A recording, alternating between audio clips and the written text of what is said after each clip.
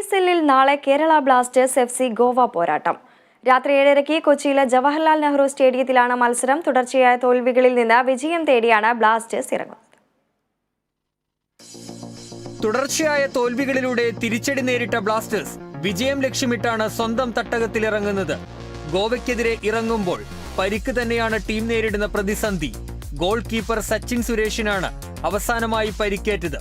Super താരങ്ങളായ ദിമിത്രിയോസ് ഡയമൻഡക്കോസും മധ്യനിര താരം വിപിൻ മോഹനും ടീമിൽ തിരിച്ചെത്തുന്നത് മഞ്ഞപ്പടയ്ക്ക് ആശ്വാസമാകും.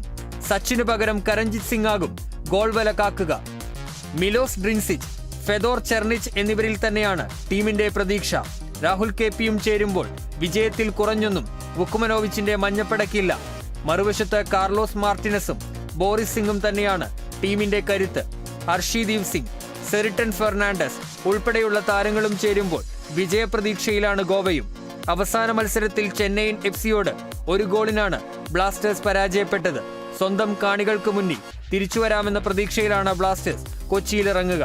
Sports desk, Kerala vision news.